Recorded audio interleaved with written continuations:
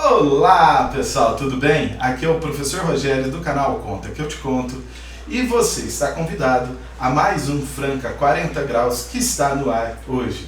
Hoje, pessoal, vamos conversar com um profissional que une visão global, experiência internacional e empreendedorismo, pessoal, principalmente aqui da nossa cidade de Franca.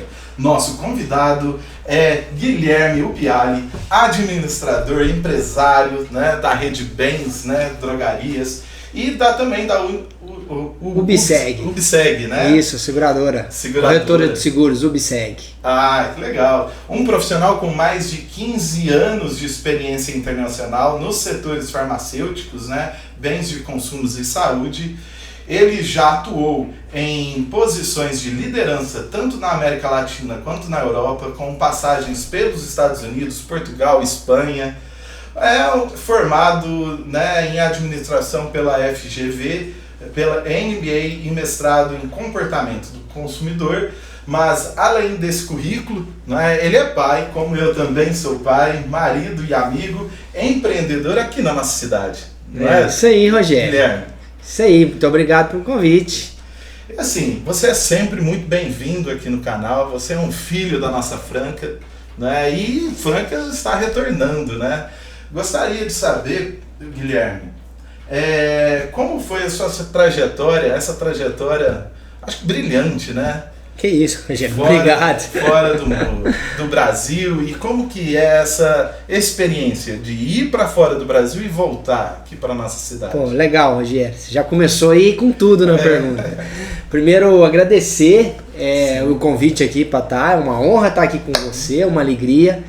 No Franca 40 graus, hoje literalmente fazendo 40 graus aqui em Franca. Tá um calor absurdo. Rogério, cara, primeiro, obrigado aí pelas palavras. E eu tive eu digo mais a alegria, né, de ter tido essa experiência internacional. Eu sou formado em administração de empresas, fiz um MBA fora e isso me abriu portas para o mundo. Sim. Então eu trabalhei numa farmacêutica chamada GSK e essa empresa me permitiu atuar em vários países, então trabalhar na Espanha, trabalhar nos Estados Unidos, aprender com mercados diferentes, com culturas diferentes, e para mim foi uma coisa muito única, é uma coisa que não só me mudou como profissional, mudou como pessoa. Legal. E esse mundo farmacêutico que você vive, não é? Ele mudou muito nos últimos anos. O que mais, né, chamou a atenção? Ele transformou esse mercado? Como que foi essa transformação? Rogério, cara, então assim, eu já tenho 10 anos de setor farmacêutico. Sim. Então quando eu saí do Brasil, vinha do mercado financeiro, tinha trabalhado, não do mercado financeiro, né, do mercado corporativo, tinha trabalhado na Vale.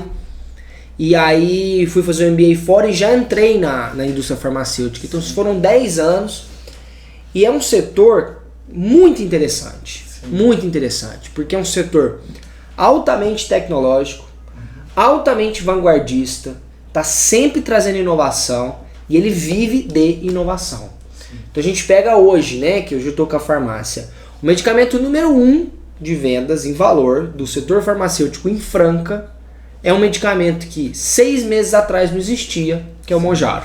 Sim.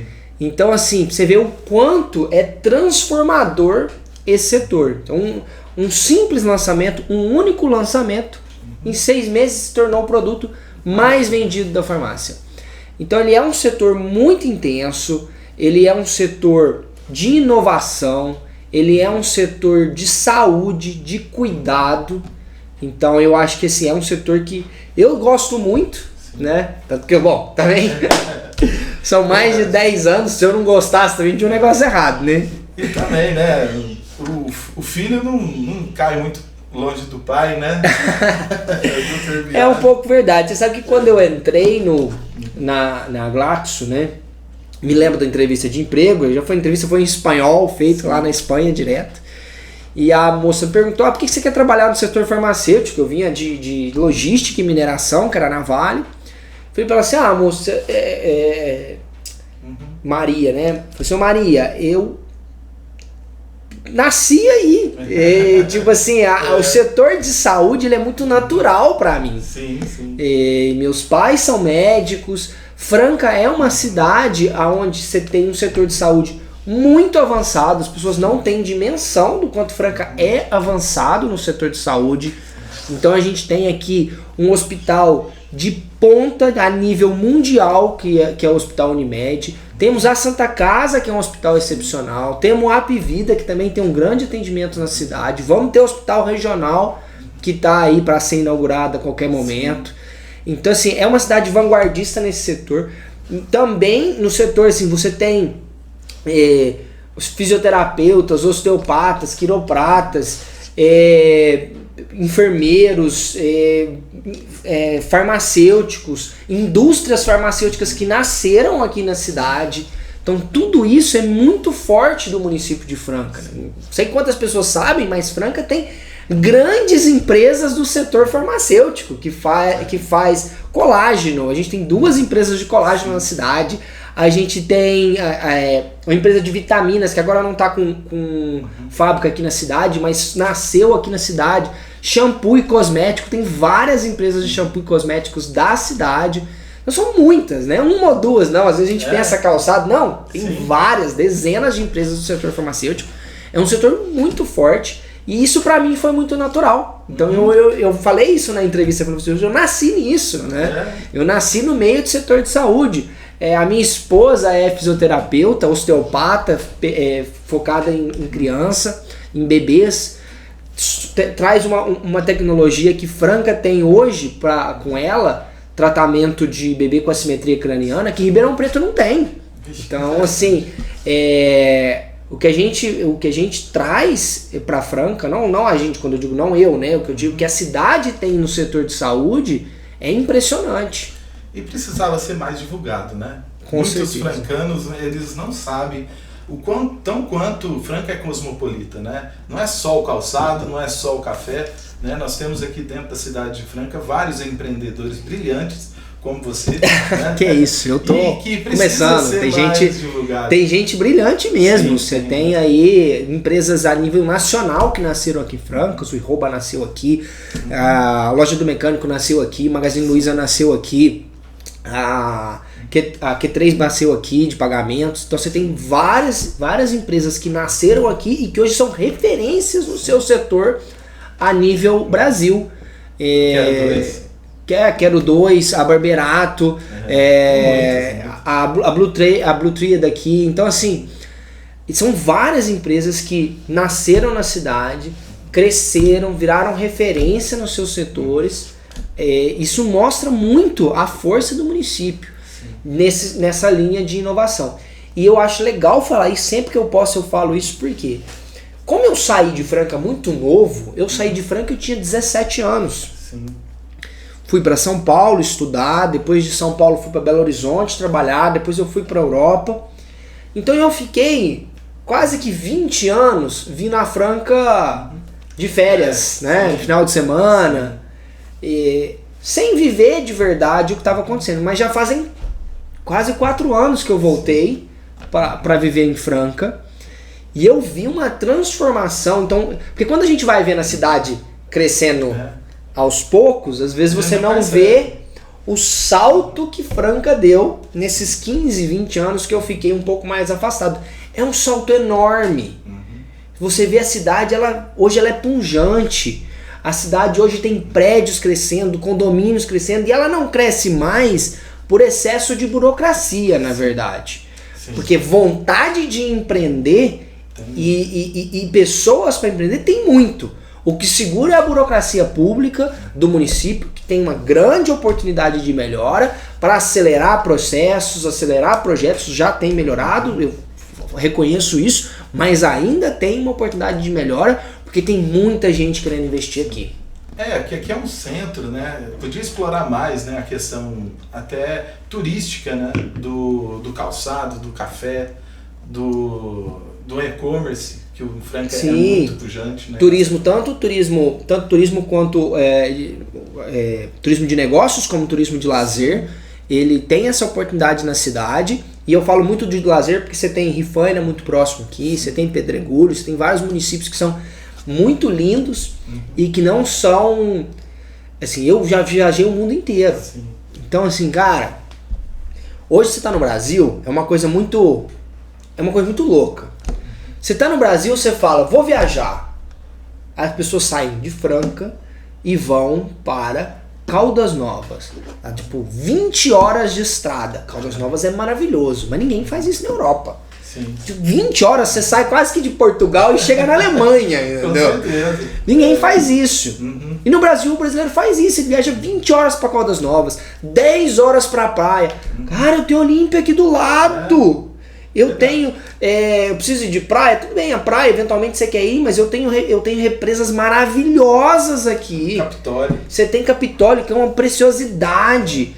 Então, isso precisa ser mais valorizado. Sim. Até para que esse turismo seja incentivado. Sim. Então, assim, em Portugal, um país relativamente pequeno, cara, final de semana, todo mundo se movimenta, vai pra praia, vai pro interior, vai pra montanha. Em Portugal tem mais coisa que o Brasil? Não, só tá melhor explorado. É, legal. E voltando à sua drogaria, preço é sempre o fator principal? Cara, uma boa pergunta. A gente é muito barato. Sim. A gente é muito barato. Hoje foi uma moça lá, olhou pra mim, tá certo esse preço? Eu falei, tá. Olhou, mas eu paguei o dobro ali na França. Devia ter vindo aqui antes. Já aconteceu comigo. Até que a sua esposa mesmo, hoje eu tava brincando com ela ali, eu falei assim, quanto você pagou nessa fralda que a sua menina tá usando? Ela me falou o preço, falou, na minha é 20 reais mais barato. Então assim, preço é fundamental no setor de saúde, porque saúde tá cada vez mais cara para as pessoas. Mas não é a única coisa. Por quê? Não adianta nada você ter preço se nós estamos falando de um medicamento. Medicamento, então por exemplo, hoje você consegue encontrar na internet alguns produtos, suplementos e tal, com preços menores do que na farmácia. Eu não recomendo comprar. E você tem aí exemplos aqui recentes que saíram em Franca de falsificação de produtos para venda online. Então, medicamento é uma coisa muito, muito delicada. A pessoa tem que tomar um cuidado, ela precisa daquele medicamento. Às vezes o medicamento, eu já vi medicamentos que vieram de outros países e são vendidos aqui, ele não necessariamente é igual, porque as fórmulas entre os países podem mudar, mesmo medicamento com o mesmo nome. Eu já vi produtos que às vezes a farmácia não consegue vender, aí ela espera chegar próximo do vencimento, apaga o vencimento e manda na internet, porque não tem para quem reclamar, sabe assim? Ou então medicamento que foi mal acondicionado. Na farmácia a gente tem a vigilância no nosso pé, a gente tem um CRF no nosso pé, a gente tem que monitorar a temperatura de todos os ambientes da farmácia, a gente tem que monitorar a umidade. Como que eu sei que isso está sendo monitorado numa venda online? Eu não sei, nem eu, nem a vigilância, nem o CRF, nem o consumidor. Então numa farmácia, preço é fundamental, o preço tem que ser competitivo, nós temos que ter cuidado com o bolso do consumidor, mas não é a única coisa. Então você tem que ter uma questão de qualidade muito forte e atendimento. A gente já recebi muito elogio da minha equipe e eu estou muito orgulhoso da minha equipe, porque o que a gente mais ouve falar é: nossa, a sua equipe é maravilhosa, a sua equipe é gentil, a sua equipe é atenciosa, e isso é o que me deixa feliz. Porque, cara, a pessoa que vai numa farmácia, ela, tudo bem que hoje em dia as pessoas ainda vão para comprar um dermo, cosmético, uma coisa assim, mas muitas vezes ela tá ali numa situação de saúde. Ela precisa que alguém ouça ela precisa que alguém entenda a situação dela. Não é dispensação de medicamento. Tem farmácia que parece assim, você chega lá e fala, me dá uma nimesulida, ele pega o nimesulida e te dá. Isso não vai acontecer na minha farmácia. Se acontecer, vocês me mandam mensagem, falei, cheguei lá e me deu o produto. Não vai. Você vai chegar e falar, me dá uma nimesulida. A pessoa vai responder, o que você está precisando? O que está acontecendo com você? Por que você precisa de uma nimesulida? Quais são os sintomas que você tem? Você está grávido? Você não está grávido? Ele vai te fazer uma série de perguntas para ter certeza que você não está tomando o medicamento errado. Porque muitas das vezes, né, por um problema de cabeça assim, mais corriqueiro, a pessoa nem vai no médico. Né? Muitas vezes não vai. Ou toma um medicamento que já tomou no passado, ou que um amigo indicou, tal. E tudo bem, faz parte da cultura, mas assim, por isso que a gente tem farmacêuticos o tempo inteiro dentro da farmácia. para que ele possa fazer essas perguntas e realmente entender a situação daquele paciente antes de dispensar o medicamento. Existe uma responsabilidade. Se eu dou um medicamento para uma gestante e eu não pergunto se ela está gestante, dependendo do medicamento, pode fazer mal. Ou então se a gente, não só gestante, tem pessoas que têm alergias, tem pessoas que têm arritmias cardíacas que não podem tomar certo medicamento. Então não é porque o medicamento deu certo para você que ele dá certo para mim. Sim. E se você não tiver o acompanhamento de um profissional de saúde, seja ele um médico, seja ele um farmacêutico, capacitado para lhe explicar o medicamento, para atender, para olhar a receita corretamente, para te passar a miligrama correta, te passar medicamento que foi bem acondicionado, que não está vencido. Eu já comprei medicamento em farmácia de Franca vencido. É um absurdo. Né? Isso é um absurdo. Farmácia é grande, não estou farmácia pequena não. Sim. Uma rede grande da cidade me vendeu um medicamento vencido. Isso é um absurdo, isso é inaceitável. Inaceitável. Você pode até comprometer a sua saúde. Exato. Não, e pior, era pro meu filho.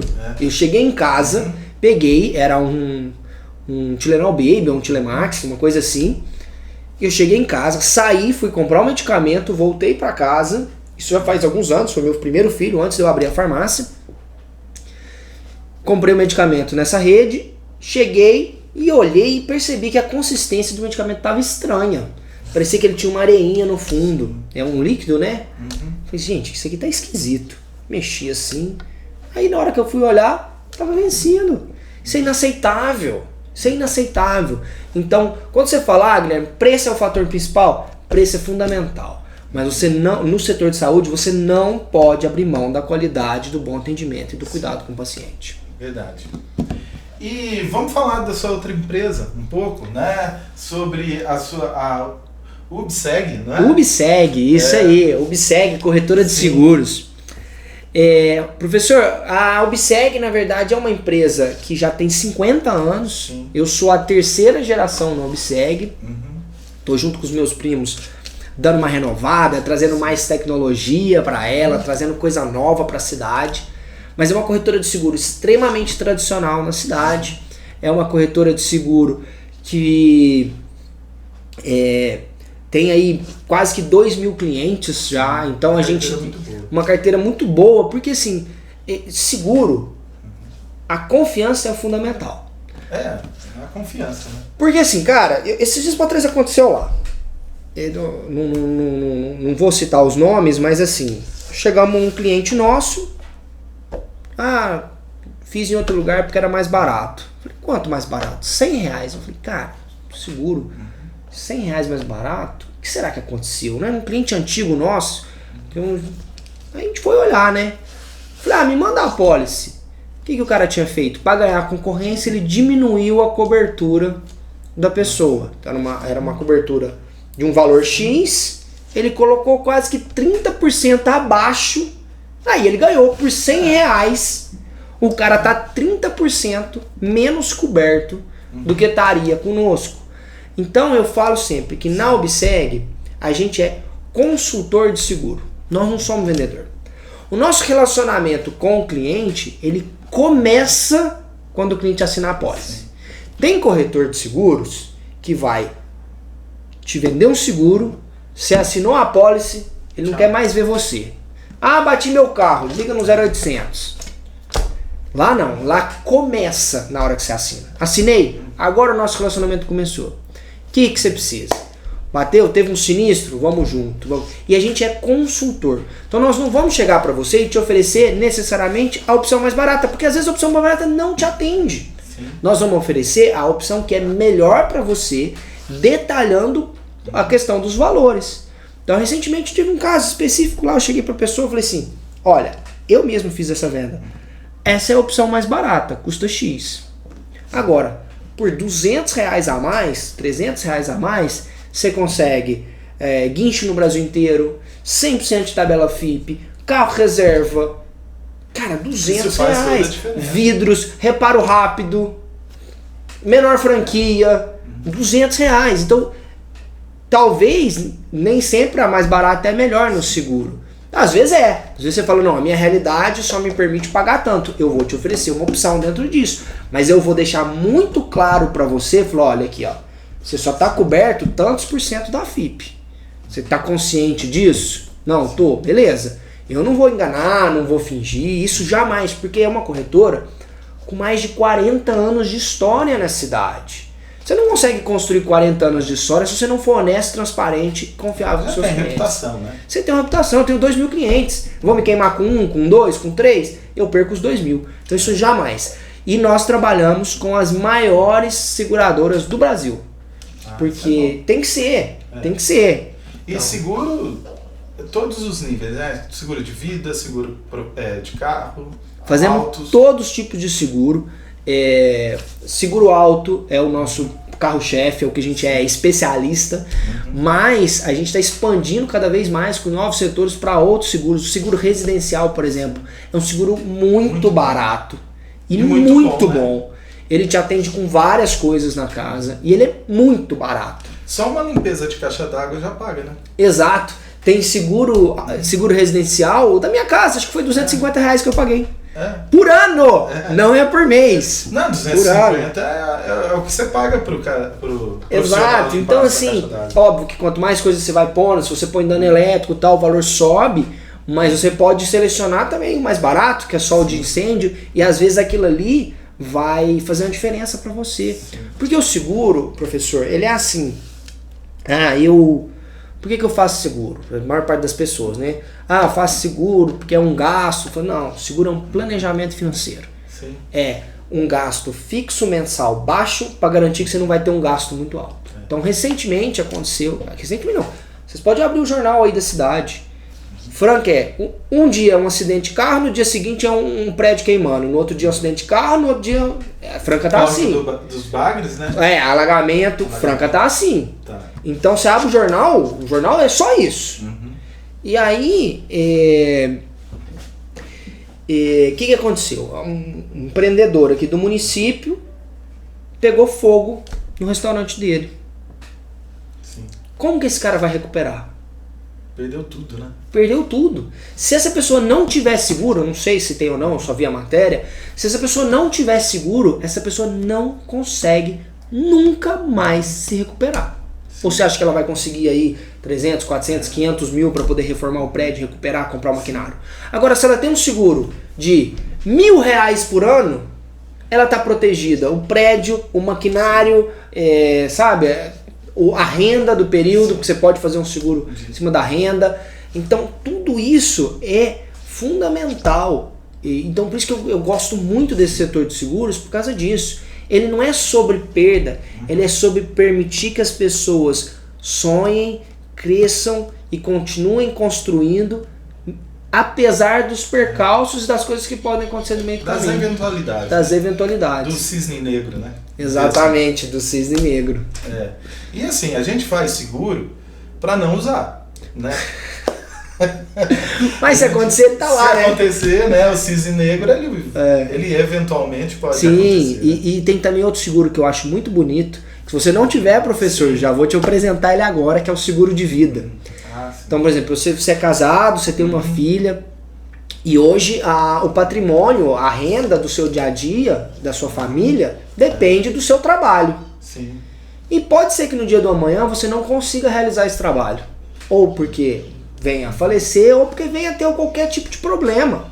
E isso te afaste. Como que fica a tua família? Sim. Então, às vezes, fica totalmente desprotegida. Às vezes, com um seguro com valor que não é tão alto, principalmente para pessoas jovens, ele não é um valor alto, a sua família fica protegida. Quanto tempo? Vou pagar o resto da vida? Talvez não. Você faça assim, vou pagar até minha filha for fazer 18 anos, vou pagar até minha filha se formar. Você faz por um período para que esse momento da vida da pessoa, dela, você sabe que, olha, se acontecer alguma coisa comigo, você pode até ir diminuindo todos os anos. Você fala assim, esse ano eu faço um pouquinho menos, porque assim, você faz um planejamento ao contrário. Você fala, quanto que eu preciso para minha filha formar? Eu preciso de R$500 mil. Então você vai lá e faz um seguro de vida de R$500 mil. Ano que vem você não precisa de R$500 mil mais para ela formar, porque você já passou um ano. Você precisa de 480, aí você vai baixando, até que tá faltando um ano para acabar a faculdade, você tá pagando um segurozinho pequeno, terminou a faculdade, você não precisou e você ficou tranquilo. Porque se tivesse acontecido alguma coisa com você, como que sua filha ia ficar? Aí ia depender de amigo, de familiar e tal, que talvez fosse ajudar, mas tem pessoas que não têm, que passam muita dificuldade. E então o seguro de vida, eu falo que ele é...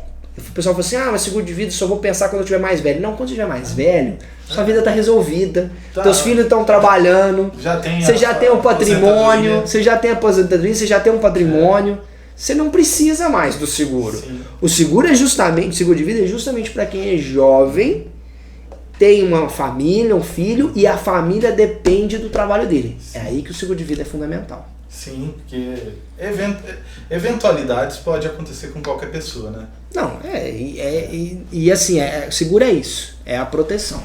Falando um pouco mais da sua vida profissional, Guilherme, o que foi mais desafiador, né, trabalhar fora do Brasil?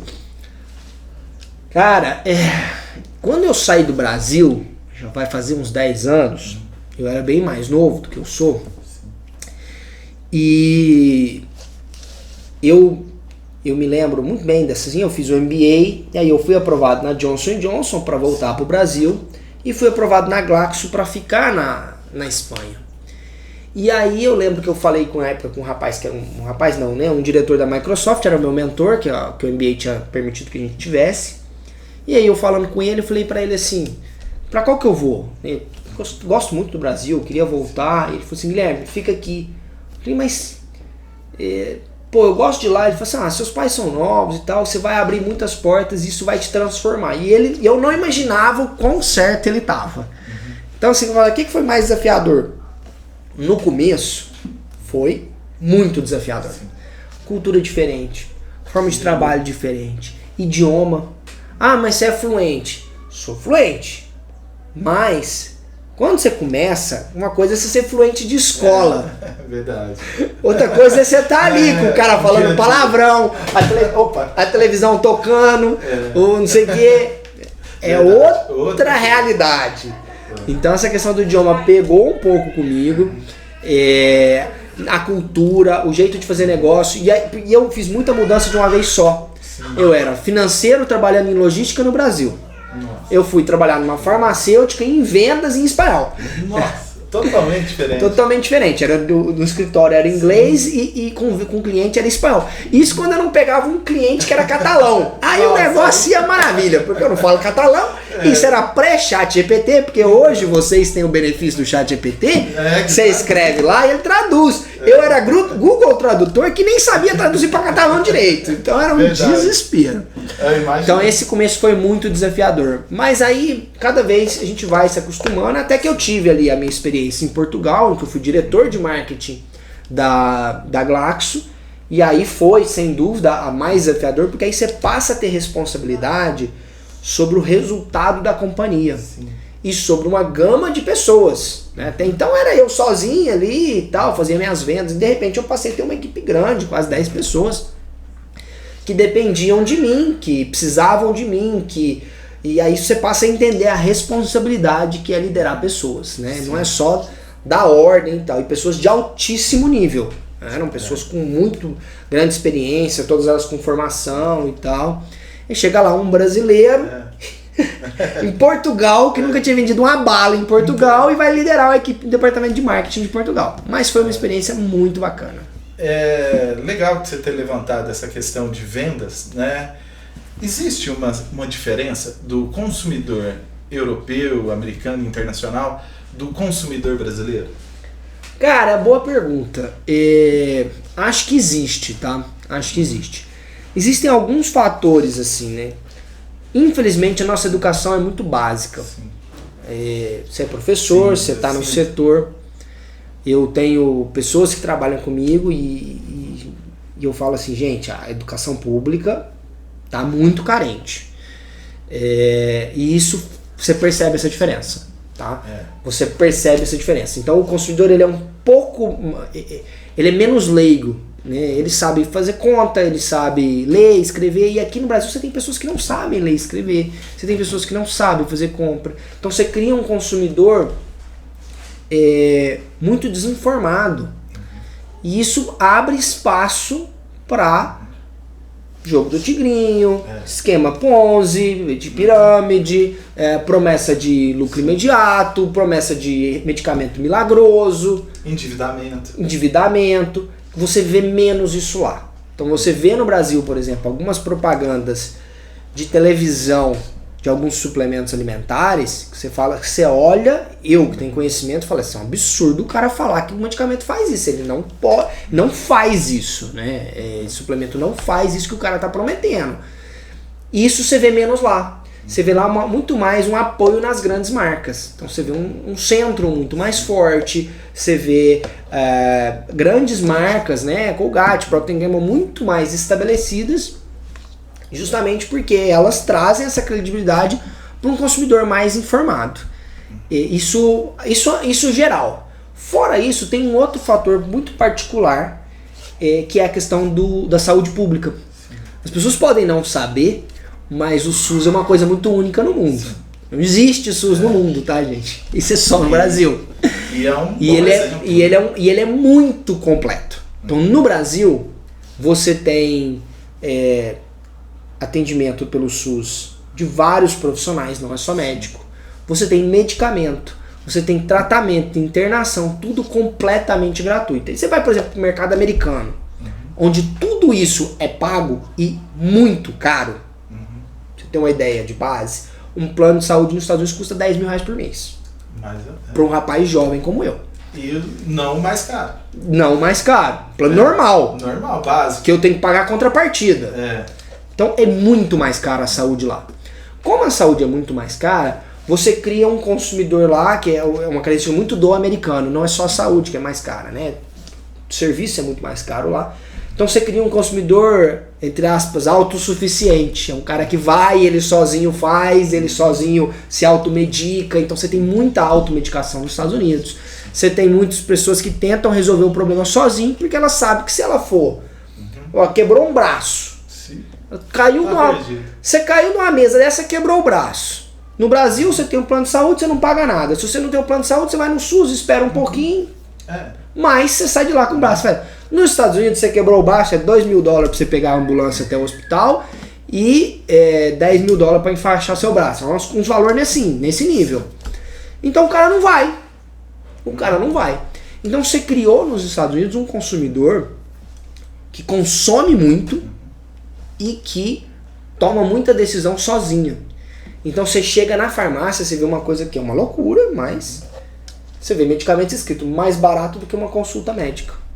Nossa, que absurdo, né? Então assim, pra você ver como é que isso acaba criando o quê?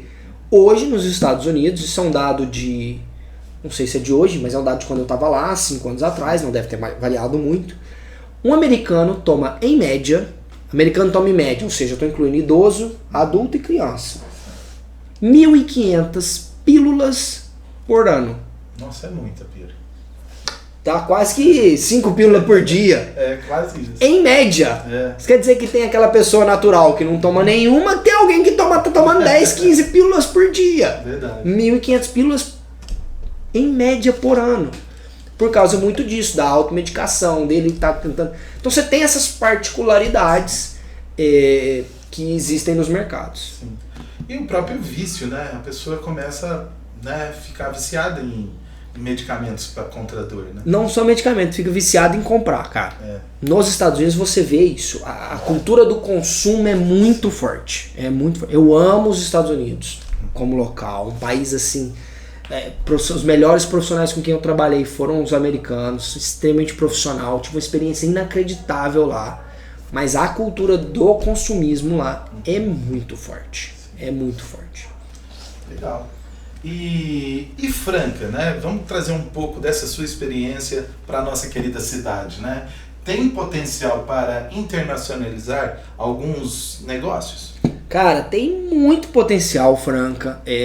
Eu tive um período em que eu estive na Apex, né, no PayEx, no programa da Apex, e isso era um setor um pouco novo para mim, mas me abriu uma gama para entender o tanto que Franca tem potencial, de coisas únicas que são feitas na cidade, que podem ser exportadas e que podem ser trazidas, tanto exportadas como até importado tecnologias, entendeu? Então acho que o Brasil está num momento muito legal de troca no mundo. Assim, o Brasil sempre foi um país de destaque no mundo. A gente tem um pouco complexo de vira-lata, as pessoas não entendem o quanto o Brasil é relevante no mundo. Ah, então quando você está fora do Brasil, você entende. Então tinha colegas da América Latina inteira, quando falava que era Brasil, todo mundo sabia alguma coisa e tal.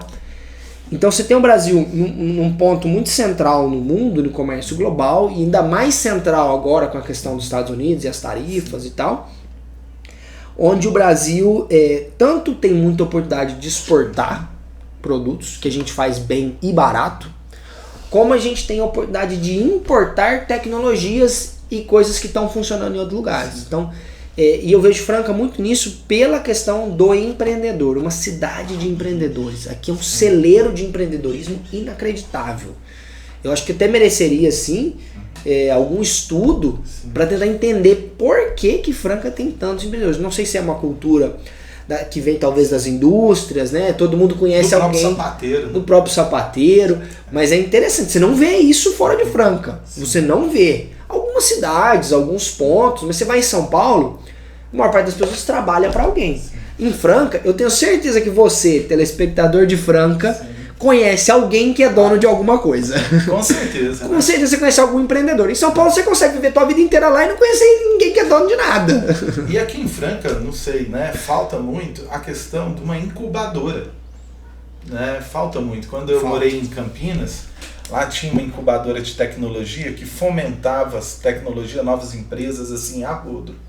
E quando eu voltei para Franca, né, eu percebi que aqui poderia ter uma incubadora. Falta. A prefeitura tem alguns projetos, mas são muito incipientes versus o que a gente vê em outros lugares. O Supera Park de Ribeirão Preto, por exemplo, é um exemplo incrível nesse setor, porque ele coloca as empresas para dentro. Porque o negócio da incubadora é assim, não é só você colocar a empresa para dentro e dar para ela uma sala, é você ajudar ela. Você usar a força e a legitimidade do órgão, do ecossistema, para que esse ecossistema gere oportunidades para aquelas pessoas, seja apresentando elas, seja capacitando, seja liberando financiamento, seja tudo. E essas incubadoras funcionam assim. Eu sou um grande fã desse tipo de projeto. Cheguei a ter algumas conversas com a secretária de desenvolvimento de Franca, quando eu estava no período da Apex. Assim, poxa, vamos tentar levar isso para frente, vamos tentar empreender. Chegamos a falar com o Sebrae.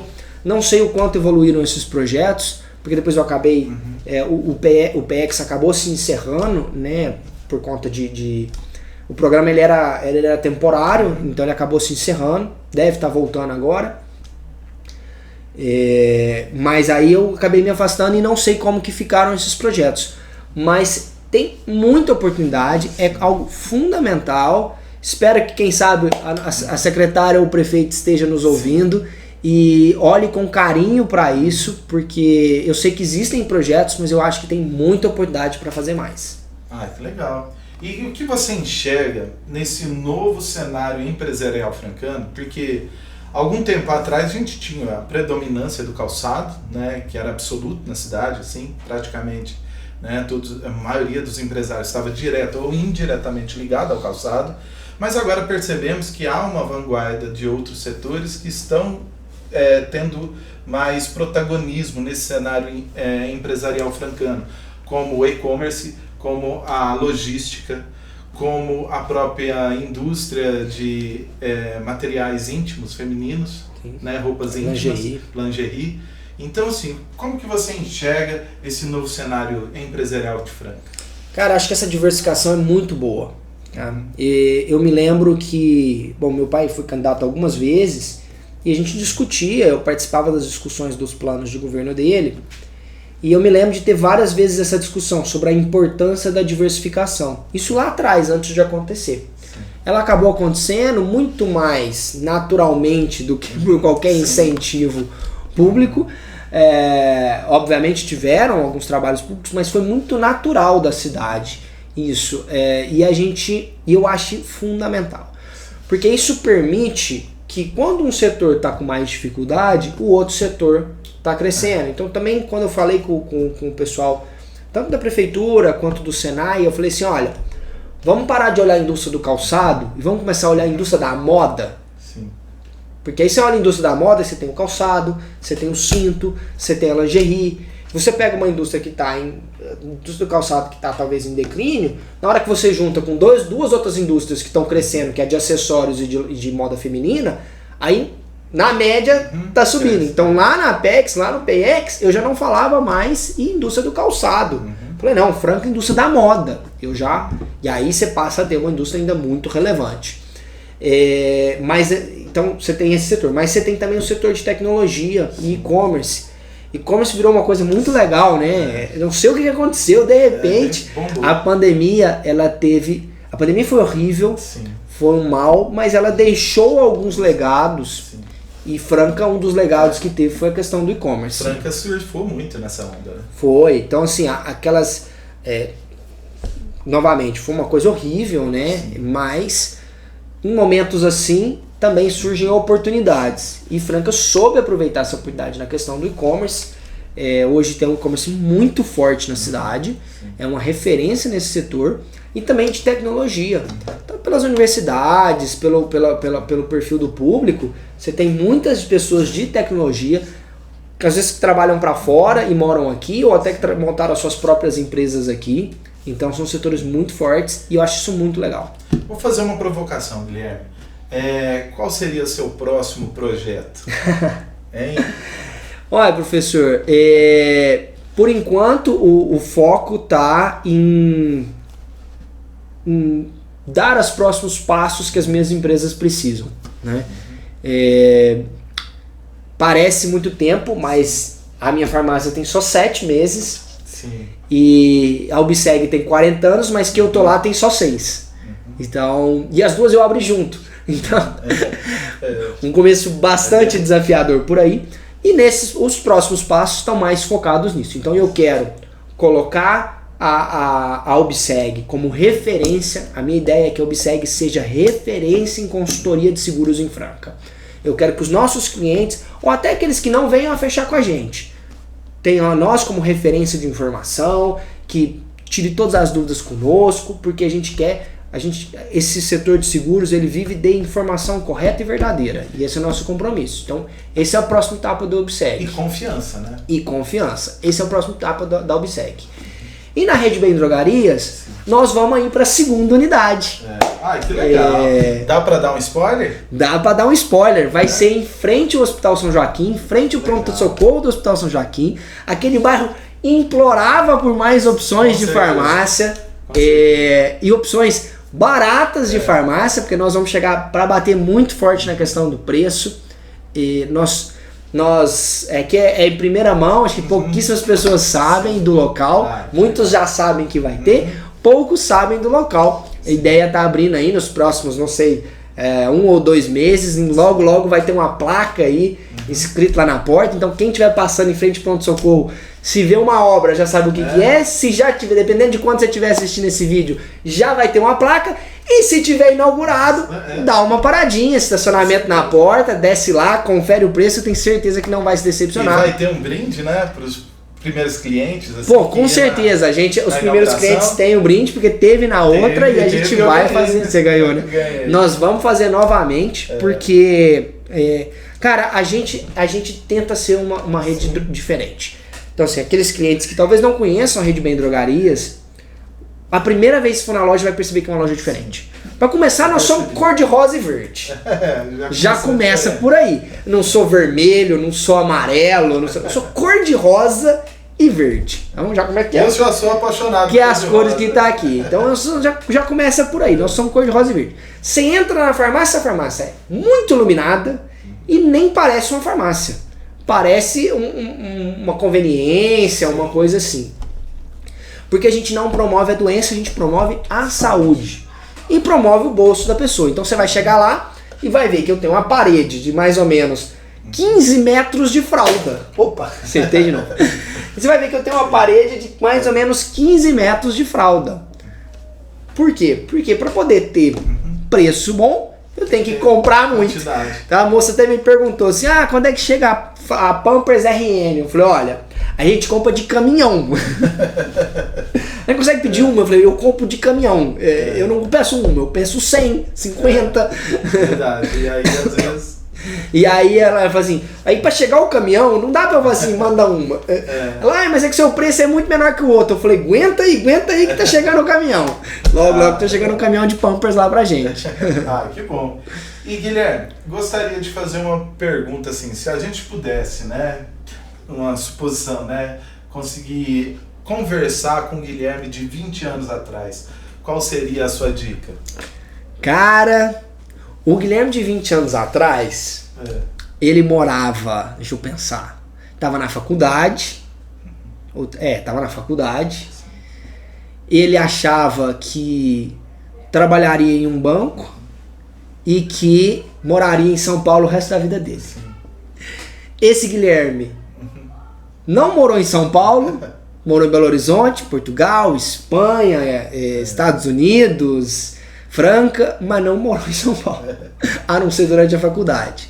Esse Guilherme nunca trabalhou num banco e hoje empreende. O que eu falaria para ele? Eu ia falar para ele o seguinte, que planos é aquilo que a gente faz para Deus rir da cara da gente. Verdade. Então eu ia falar para ele se preocupar menos em ficar fazendo planos para um futuro. Lógico que você tem que ter planejamento. Planejamento é uma coisa, só plano, e sonhar é outra. Você pode ter sonho, você pode ter planejamento, mas ficar preocupado menos em ficar fazendo planos e preocupar mais em entregar o momento, em viver o momento. O Guilherme de 20 anos atrás era muito preocupado com o futuro e pouco preocupado com o presente. O futuro foi completamente diferente do que ele imaginava. E ele aproveitou pouco o presente. Fui pouco em festa da faculdade, saí pouco, namorei pouco, fiz tudo pouco. Era muito preocupado com o futuro, em estudar, em juntar dinheiro e tal. E a vida vira tanto de ponta cabeça, deu tantas voltas, tantas reviravoltas, né? E o Guilherme de hoje é um Guilherme que decidiu deixar um cargo de diretor na Europa para voltar para o Brasil, porque queria que o filho dele convivesse com o avô. Então o Guilherme de hoje, ele entende que nada, dinheiro nenhum, plano nenhum, emprego nenhum, paga eu ver o meu pai pegar o meu menino no colo e brincar pela casa. Nada paga isso. Isso é importante. Nada. E se eu não tivesse feito essa decisão, que certamente me custou uma carreira internacional, que pode ser recuperada, mas que estava no auge, me custou definitivamente uma grande parte do recurso financeiro, porque eu tinha um bom salário, decidi voltar para ganhar menos. Mas nada disso paga a oportunidade, aquilo de ver meus filhos sendo criados próximo dos avós, não só do teu pai, mas da minha mãe, dos avós maternos, de ter a minha esposa sabendo que ela pode desenvolver a carreira dela e se tornando uma profissional brilhante, exemplar, referência aqui em Franca, que ela só conseguiu fazer isso porque eu decidi abrir mão disso para permitir que nós dois tivéssemos uma carreira e não eu sozinho. Foi uma escolha, não estou dizendo que todo mundo tem que fazer a mesma escolha que eu, cada um tem a sua realidade, mas é uma escolha que eu fiz e que pro Guilherme de 20 anos atrás eu falaria: Guilherme, foca no presente, vive a vida, aproveita o momento, porque não sabe o dia do amanhã. Não sabe mesmo, né? E empreender no Brasil, Guilherme, exige muito tempo e energia. Como você equilibra a sua vida no trabalho? A gente sabe que para ganhar dinheiro no Brasil a gente tem que trabalhar muito mais, né, do que fora do Brasil. E a família? Boa pergunta. Vou até falar para os seus telespectadores aqui o que eu falei recentemente. Se você está pensando em empreender para trabalhar menos, esquece. Esquece. Então empreender é trabalhar mais. Eu trabalho muito mais hoje do que quando eu trabalhava CLT. Quando eu trabalhava CLT, começava ali 7h30 da manhã, 8 horas era a primeira reunião, 5h30, 6 horas, estava encerrando. Num dia mais corrido eu fazia direto sem almoço, e às vezes chegava até umas 7 horas da noite, 7h30 no máximo. Hoje, meu dia começa às 7 da manhã e meia-noite eu tô editando vídeo pra postar na internet, entendeu? Eu vi, você me mandou. Meia-noite eu tô editando vídeo pra postar na internet, porque é assim, e você tem que correr e você tem que se desdobrar, porque infelizmente, contratar mão de obra no Brasil é muito caro. muito caro pro empresário contratar a mão de obra. Então se você acha que tem pouco emprego e tal, saiba que o empresário gostaria de contratar mais e não contrata mais porque é caro contratar. E não é por causa do salário, né, Guilherme? Não é o salário. O salário é a menor parte do negócio. Eu gostaria que meus funcionários recebessem o que eles me custam. Eles teriam uma vida muito melhor. Mas infelizmente é extremamente caro, então você está eternamente com déficit de profissional, você está eternamente precisando de pessoas, porque se você colocar muitas pessoas, você é obrigado a subir o preço. Se você subir o preço, você não consegue vender. Então você tem ali. Então, infelizmente, a gente tem uma estrutura de impostos no Brasil que não é feita para dar certo. Sim. Não é feita para dar certo. Muito complicado. Extremamente complexa. A reforma tributária promete melhorar isso, eu acredito nisso, mas ainda assim tem alguns problemas como a cota patronal para contratar funcionário, que é um absurdo. Então assim, você para comprar uma máquina tem isenção de imposto, mas para contratar um profissional tem que pagar imposto. O que você... É básico, você é empresário, você está ali. Você pode colocar uma pessoa para fazer um negócio, você pode comprar uma máquina. A máquina você tem isenção de imposto, o funcionário você paga imposto. É uma estrutura feita para não contratar. Ela é feita para você se automatizar e ter cada vez menos funcionário. As empresas que hoje mais crescem e têm mais lucro são aquelas que contratam menos. Então, assim, isso é um absurdo, a estrutura tributária brasileira, que a reforma promete melhorar, e eu acredito que vai melhorar, mas que não vai abordar tudo. Então nós temos que continuar essa luta. Nós temos que continuar a luta por impostos mais inteligentes. Tem que ter imposto? Claro que tem que ter. Porque senão você não consegue manter hospital público, escola pública, segurança pública. Mas esses impostos têm que ser feitos de maneira inteligente e que não atrapalham o investimento e o crescimento do país. E mais simplificado, né, Guilherme? E mais simplificado. Porque cada estado é um estado e é diferente. Pra você ter ideia, vender para fora do estado é complicado. O custo. Eu tenho um contador, só na farmácia. Um contador. Um sistema de gestão financeira e um sistema de saneamento fiscal, porque nos 8.000 produtos que eu tenho deve ter pelo menos umas 100 alíquota diferente. E ninguém sabe qual produto é tal. Então você tem um sistema só para identificar, que eu pago mensalmente, só para identificar qual produto. Falar, mas o seu sistema de gestão financeira faz isso? Não, ele não dá conta. Você tem que ter um outro sistema que chama Mendes só para fazer o saneamento fiscal, para ter certeza que você está pagando o imposto certo. Porque se digamos que o imposto desse aqui é 5% e desse aqui é 10%. Se você pagar 10% no que é 5%, beleza, o governo vai aceitar, azar o seu. Agora, tenta pagar 5% no que é 10%. Multa, se você não, multa, fiscalização, não sei o quê. Então você tem que ter um saneamento fiscal para não pagar 10% no que você devia pagar 5% e não pagar 5% no que você devia pagar 10%. Mas assim, agora, você pagar 10 no que é 5, acabou, você pagou.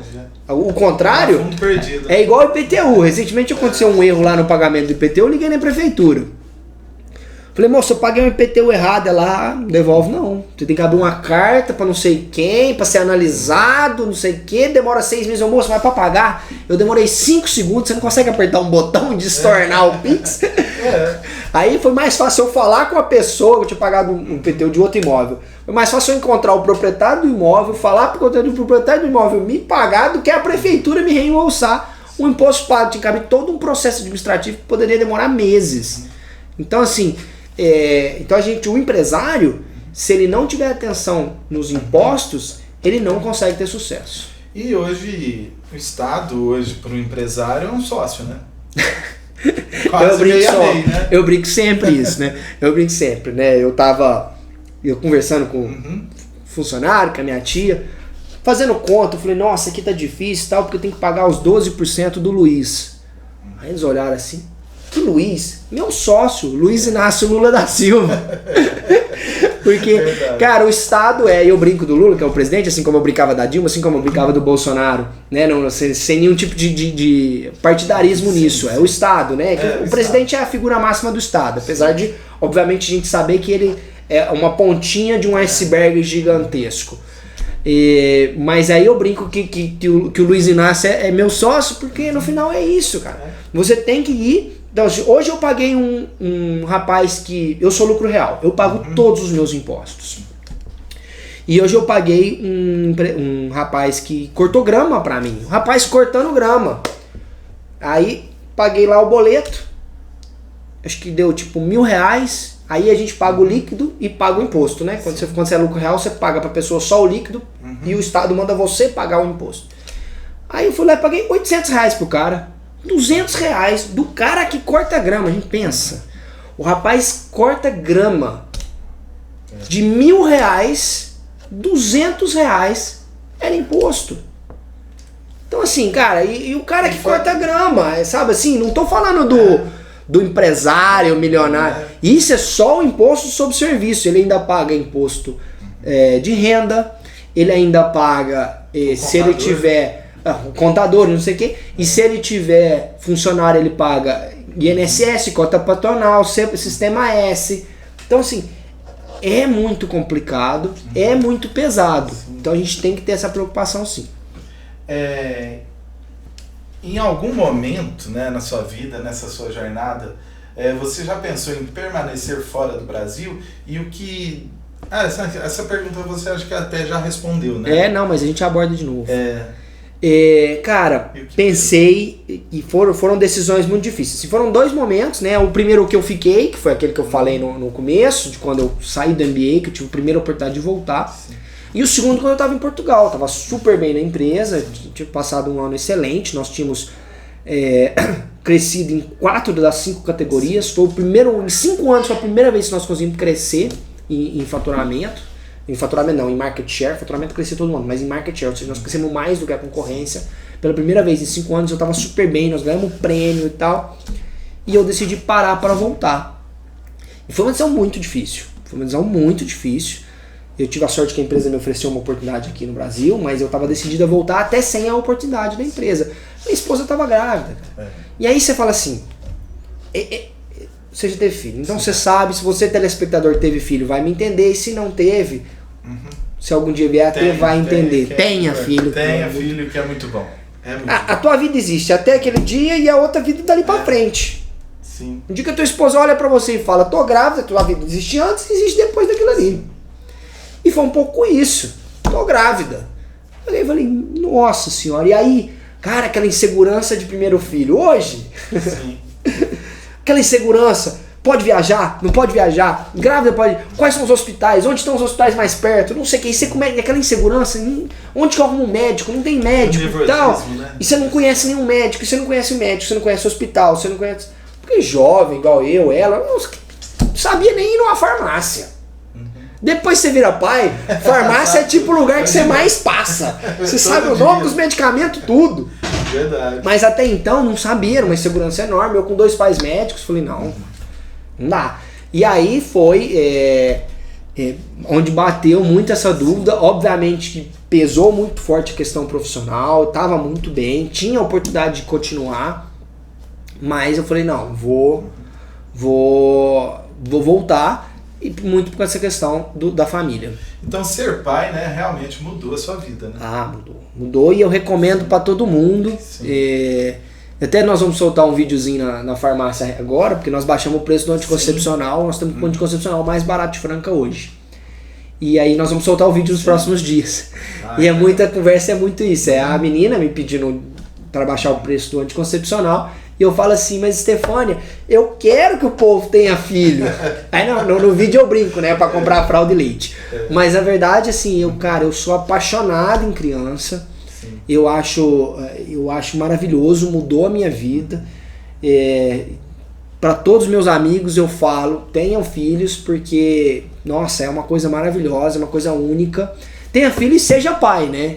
Porque tem gente que tem filho e... Sim. Não. Ter filho e ser pai, né? É diferente. Até nem precisa ser...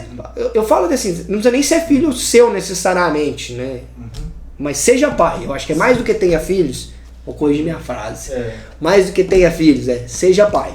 É muito importante. É muito importante. Se você tiver o seu para você ser pai, seja pai do seu. Se você tiver... às vezes não quer ter um seu, mas tem o da sua companheira, ou do seu companheiro, ou de algum irmão, alguém que você seja pai, entendeu? Isso é um ritual de passagem, né? Não, e pai de criança, pelo amor de Deus, não é pai de pet, não. É verdade. Eu brincava que era pai de pet, cara, assim, porra, amo cachorro, mas não tem comparação. Aquilo ali, pra quem não é pai, eu falo sempre, assim, não dá pra explicar o que é.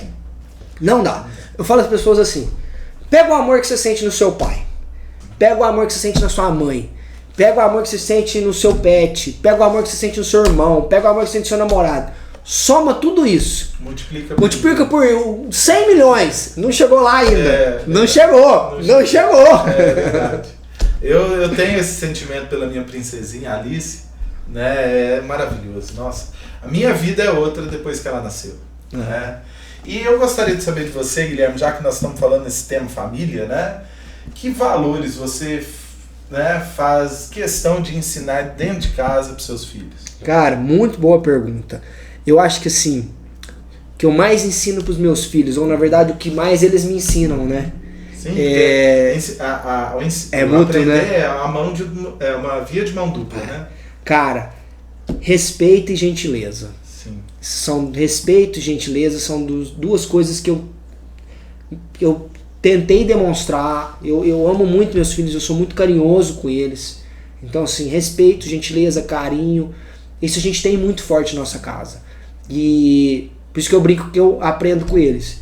Porque os meus filhos são muito respeitosos com os avós, com a gente, e eles são muito carinhosos. Então, assim, a gente vai sair de casa, eles vêm e abraçam. Me dá um abraço, papai, não sei o que. Isso faz parte deles. Sim. Até mais, às vezes até eu esqueço, tô saindo meio naquela correria, olhando o celular, resolvendo um problema. Eles não deixam eu sair de casa sem abraçar eles. Porque esses são os valores nossos familiares. A gente cuida muito um do outro. Então, assim, às vezes, 2 irmãos, eu tenho 2 meninos.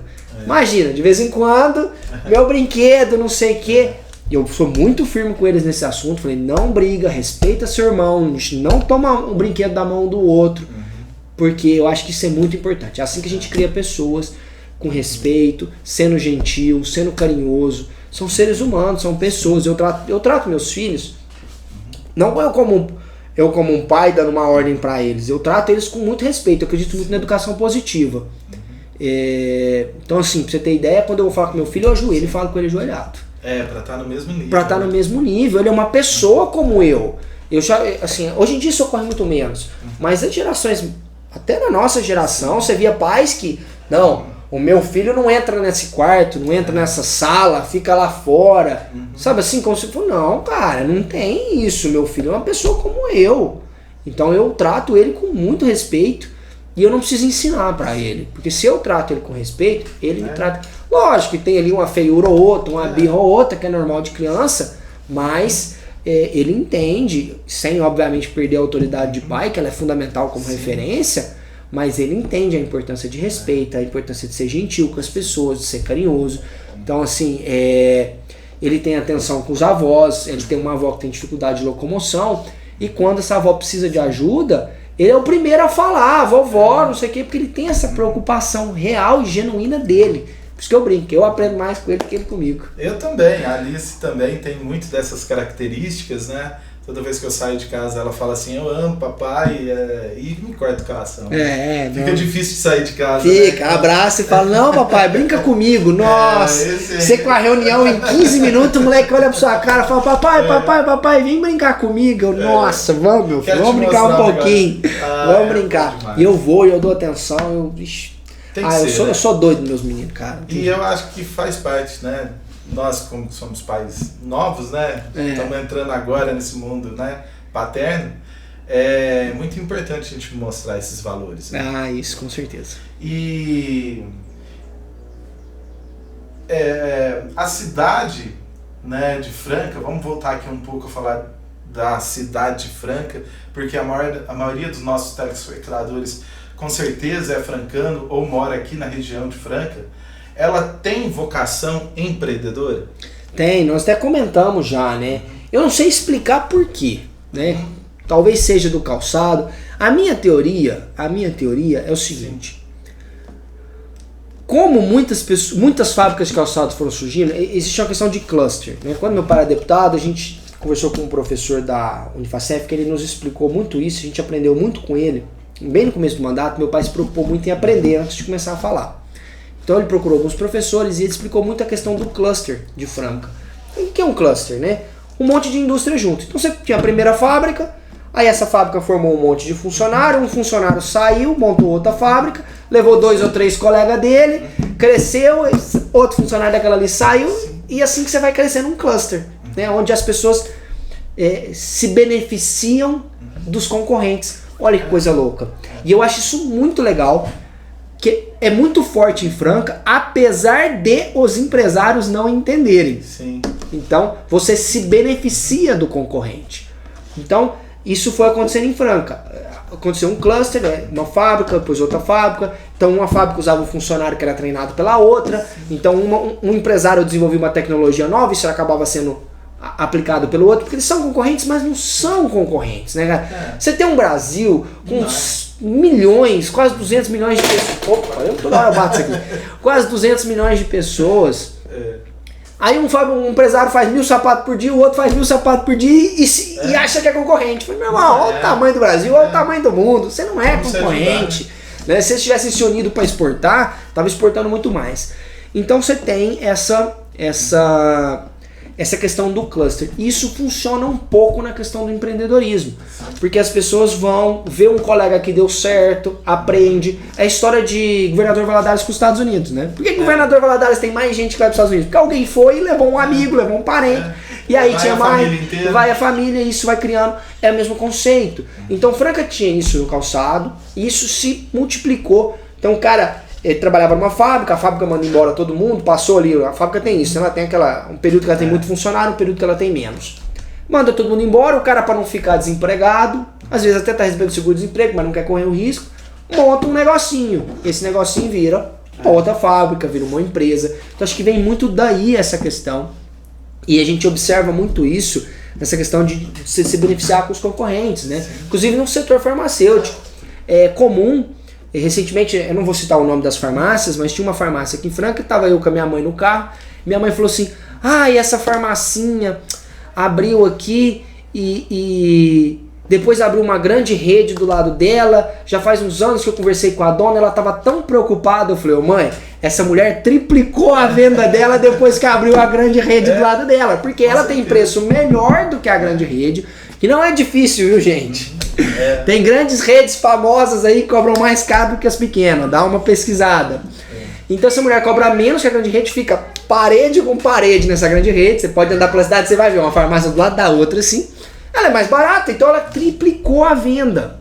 Então você consegue crescer com o concorrente, consegue desenvolver, desde que você aprenda, desde que você corra atrás, desde que você tente se melhorar sempre. Então assim, se hoje eu vendo fralda barata, é porque meu concorrente fez uma promoção, eu corri atrás para cobrir a promoção dele. Se meu concorrente não tivesse feito promoção, talvez eu nunca tivesse feito fralda barata. Então, e não tinha aumentado o share, né? Não tinha aumentado meu share. Hoje a gente vende 10%, a minha farmácia, uma farmácia, vende 10% de toda a linha infantil da Zona Norte de Franca.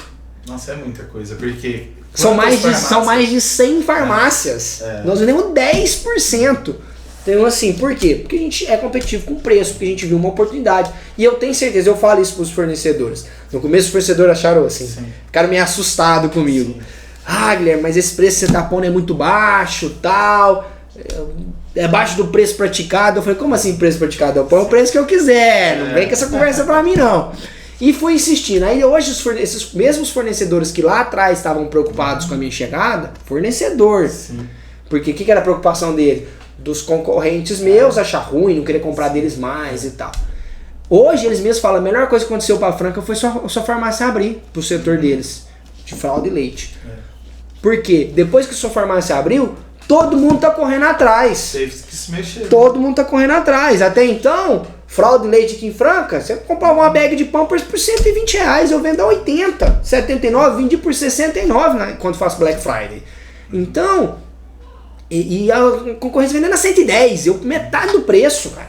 Metade.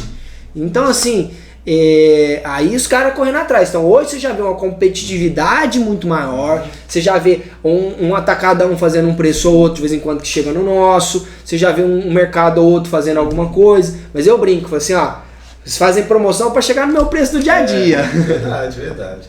O papo tá ótimo, Guilherme. Adorei a nossa conversa. A nossa conversa foi maravilhosa. Mas antes de você ir embora, gostaria que você respondesse a nossa última pergunta, que é: quando você olha para o seu filho, ou para os seus filhos, né? Como você já disse que tem 2 filhos, né?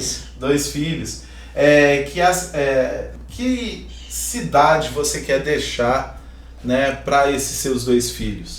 Cara, excelente pergunta, ó, até arrepio, me emociono. Leonardo e Joaquim, meus meninos. Cara, eu amo Franca, eu nasci fora de Franca, quer dizer, nasci em Franca, eu morei fora de Franca, nasci aqui, cresci minha infância aqui, mas fiz toda a minha carreira profissional fora. E eu decidi voltar por conta dessa pergunta sua. Onde que eu quero que meus filhos se criem? Eu sou um fã do Eduardo Campos, que infelizmente nos deixou, e o Eduardo falava isso. Essa frase do Eduardo me marcou e me marca até hoje. Ele falava assim: gente, pode falar o que for, mas nós não podemos desistir do Brasil. Porque é aqui que nossos filhos vão crescer, é aqui que eles vão ser criados, é aqui que eles vão criar família, então nós temos que lutar por esse país. E esse é meu sentimento com Franca. Eu tive a oportunidade de morar fora, decidi voltar para Franca, porque é aqui que eu quero que meus filhos cresçam, é aqui que eu quero que meus filhos se desenvolvam, é aqui que eu montei as minhas empresas. Podia ter montado em qualquer lugar do mundo, literalmente. Sim. E eu decidi montar em Franca, porque eu gosto dessa cidade, eu gosto das pessoas dessa cidade, o que eu quero? Eu quero que a cidade cada vez cresça mais com qualidade de vida para essas pessoas. Porque não adianta essa cidade crescer e ter sapateiro ou profissional de fábrica trabalhando 12 horas para receber salário mínimo. Não, eu quero que tenha qualidade de vida para as pessoas, eu quero que os profissionais ganhem melhor, eu quero que os profissionais fisioterapeutas ganhem melhor, eu quero que os profissionais de saúde ganhem melhor, eu quero que os meus profissionais ganhem melhor. Eu falo isso para eles, eu pago acima da média de mercado do meu pessoal. Eu até brinco com eles, eu falo assim, eu pago bem, né? Eu até brinco com eles. E o clima é muito bom na farmácia, né? Mas por causa disso, porque eu quero as pessoas bem, cara. É isso que eu quero pra nossa cidade. Eu quero uma cidade desenvolvendo economicamente, eu quero as pessoas com oportunidade de trabalho, eu quero as pessoas com oportunidade de fazer o que elas têm vontade de fazer. E não trabalhando, eu falo isso sempre, falei, cara, você não pode trabalhar num negócio que é uma tortura pra você, não dá. Você tem que trabalhar coisas que você... Tudo bem, você não... Trabalho é trabalho. Se não fosse trabalho, chamava lazer, né? É verdade. Mas trabalho é trabalho, mas que seja algo que que não é uma tortura. Que se você não acorda de manhã e fala, nossa, eu não acredito que eu tenho que ir pro trabalho. Não. Eu falo isso pro meu software, eu falo pra minha equipe sempre. Assim, vocês vão estar comigo, eu vou dar chance, eu vou dar oportunidade, até o dia que eu perceber que vocês não estão mais felizes. O dia que eu perceber que vocês não estão mais felizes, não faz sentido vocês continuarem aqui. Eu não quero vocês infelizes aqui por causa de um salário. Você pode ganhar um salário em outros lugares. Eu quero vocês aqui felizes, assim. Sabendo, cansado, tal, faz parte. Para isso que a gente tem férias, tenta momentos de lazer. Mas que vocês tenham algum prazer em estar nisso aqui, que isso não pode ser uma tortura. Não pode. No dia que eu sentir que isso não está prazeroso para meus funcionários, eu troco. E aí é muito isso que eu quero. Eu quero uma cidade que desenvolve. Eu quero uma cidade que faça mais pelo meio ambiente. Franca faz muito pouco pelo meio ambiente. Muito pouco. Muito pouco. E temos muitos projetos de sustentabilidade, engavetados, né? Eu quero uma cidade que cuide mais da questão da educação infantil. Quando a gente vai para os Estados Unidos e vê como que criança é tratada e como que a educação infantil é, cara, tem que fazer mais. Tem que fazer muito mais. Evasão escolar de Franca é muito alta. Altíssimo. Isso é inaceitável. Sabe? E não só infantil. Tem meninos terminando terceiro colegial sem saber somar e subtrair. A questão do analfabetismo funcional. Então, assim, que cidade que eu quero? Eu quero uma Franca crescente, uma Franca pujante, uma Franca que cuida do meio ambiente, que tem lazer. Franca tem muito pouco lazer. Sim. Uma cidade que tenha lazer, que tenha parques. Uma cidade que tenha oportunidade. Uma cidade que tenha pessoas felizes, que seja uma cidade cada vez... E tá caminhando para isso.